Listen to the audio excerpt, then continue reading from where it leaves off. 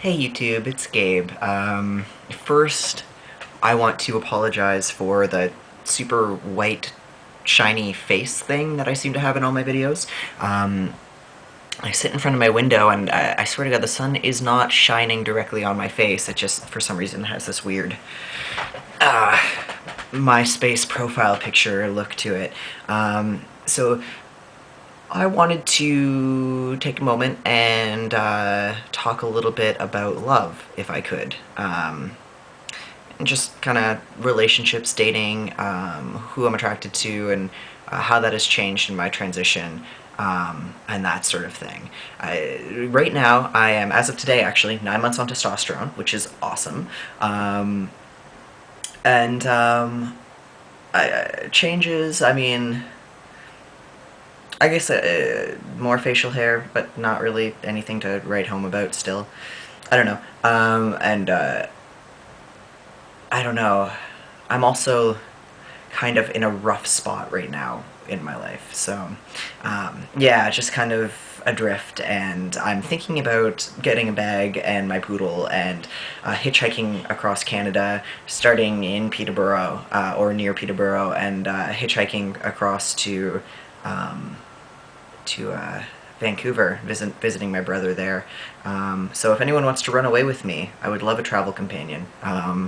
Anyways, so what I've been thinking about love for a few different reasons. I've had an interesting conversation with a friend of mine recently, and I was thinking about the way it's how downplayed it is, how little we tend to talk about it, and how profound a thing it is. And I think for myself specifically, love, being in love, who I'm attracted to, has completely informed like so many different parts of my identity. And it's been based on what kind of lover I am. So this has informed my identity to the point where it was one of the main things I was considering where I was when I was back and forth on whether or not I should transition. This sort of struggle of I have this person that I care so deeply about that's attracted to me as this butch, female-bodied person. How will that person be attracted to me as an effeminate, small man? How is that? How will that even connect in their eyes? At that point, I think that I placed too much importance on gender as a main signifier for people's attraction to other people. I think that in the queer community, there's a lot of wonderful people for whom gender itself is not necessarily a big deal.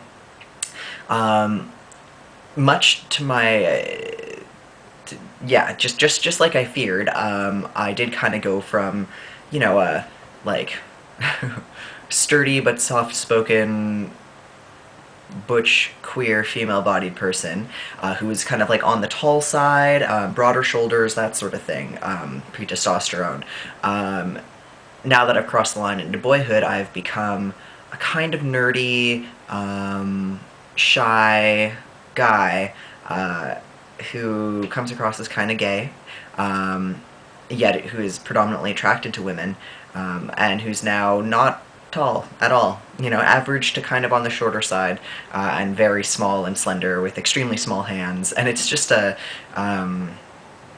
big switch, and brings with it a different onslaught of dysphoria and those sorts of things. Dysphoria that I find more negotiable than the physical dysphoria I was experiencing before. I do still have physical dysphoria around my lack of facial hair, around the size of my hands, my small stature, that sort of thing. But what's new, the dysphoria that's new, is dysphoria, social dysphoria, which I believe is usually a different sort of beast. Social dysphoria is more concerned, I think, with how you relate to people and how you compare to the people around you. it's more of that sort of weighing game, and a lot of that social dysphoria is informed by your own ideals of your gender. So my ideals of masculinity, what I idealize and romanticize about masculinity and would like to embody in myself, these are the things that I get dysphoric about when I'm not achieving. So for instance, I prefer partners who are well, not even necessarily a preference, but I found it very comforting to have partners who are physically smaller than me. Makes me feel bigger and stronger, and helps with that sort of dysphoria. And that's not to, like, I also have wonderful experiences with partners who are bigger than me, that we just interact in such a way that that dysphoria almost never comes up. But I feel like these things do inform the people that we're generally attracted to and the connections that we make with people. So, yeah, I've always been a romantic guy. I've always placed my romantic relationships as, very forefront in my life. I love to be in love, and this month marks the longest I've not been in love with anyone, in like 2 years. I've been in love with no one at all for a month. And that affects a lot of different things. I mean, my romantic life informs my art in a big way, and I'm a poet and spoken word performer at times. And I'm also someone who loves to sing. I'm also someone who does visual art, and all of these things are informed by whether or not I'm in love. Even my visual art, I do mainly portraits, and that's generally informed by my feelings for the model, that sort of thing. So, I don't know, as someone who, I'm kind of coming out at this point in my life as someone who has placed that kind of importance on my romantic endeavors, I think in an unhealthy way. I think the fact that so much of my struggle about whether or not I should transition was based on my partners and what I assumed they would or wouldn't want from me. That's probably an unhealthy way to think about love and to think about those relationships. So I'm trying to come into a space where I'm more self-sustaining, and that's why I'm doing some of these some of this thinking. But yeah, I mean, for the longest time I put off my transition because because I was unable to cope with changing myself in such a way that that my lover, whomever that person happened to be at the time, might feel alienated or distanced from me. For the record, my experience with this, that did not happen. Anyone who might be sharing similar concerns that I did, for me, I know I said this briefly, but basically, I was in a relationship with this really awesome, or I was seeing this really awesome woman when I started my transition, and as I changed, I found that our relationship just got stronger, and it was early in the relationship, so we were kind of in that period where we were, like, getting to know each other more, learning each other, falling for each other, but nothing about my changes in any way dissuaded her, and in fact, I think she saw my dysphoria, different forms of my dysphoria lessening, and she found this a very sexy thing, so, yeah, it's a good thing that I kind of found the strength to put that aside and just do what I had to do anyways, which is what I'd recommend most people do. You gotta do what you have to do, and overcoming physical dysphoria is a big bonus and a boost in your quality of life.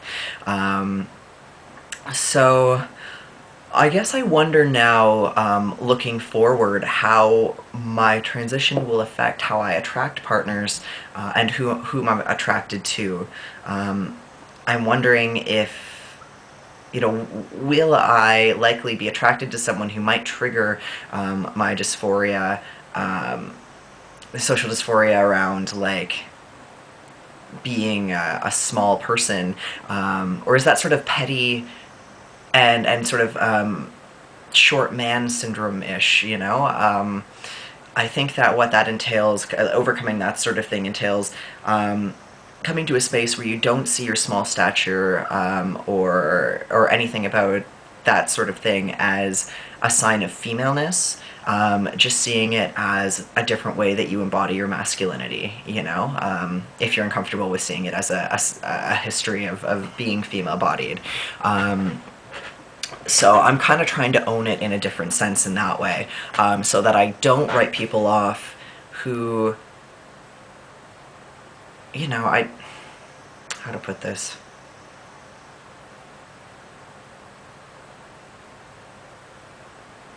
I don't know. I think that the obvious answer is to love myself more and to find ways to cope with social dysphoria. Because I don't want to be the kind of boy who is held back in any arena of his life, because he can't master insecurities he feels around his masculinity. And at the end of the day, that's what it comes down to. I'm combating my bodily dysphoria with my physical transition on testosterone, and my social dysphoria is something that I'm going to need to come to terms with on my own. That's something that's going to take some work, and that's something that can, I feel, in most situations be overcome by being more comfortable with myself, by loving myself more, and accepting myself as male unquestioningly, so that things like my height, things that I could be insecure about as a guy, I don't immediately link back to a female-bodied history, and therefore won't make me or trigger me into a dysphoric episode. So yeah, I don't know. I hope that makes sense, and it's just something that I've been thinking about lately as I've been doing, focusing more on my personal projects, like becoming, more self-sustaining, more independent, that sort of thing. And yeah, just thinking about the roles that romantic relationships have played in my past. So yeah, 9 months on testosterone. Let me know if you want to travel across the country with me. I encourage everybody who's watching this video to quit their jobs and romantically escape with me to the West Coast. Anyways, I hope everyone's doing well, and I'll see you guys later.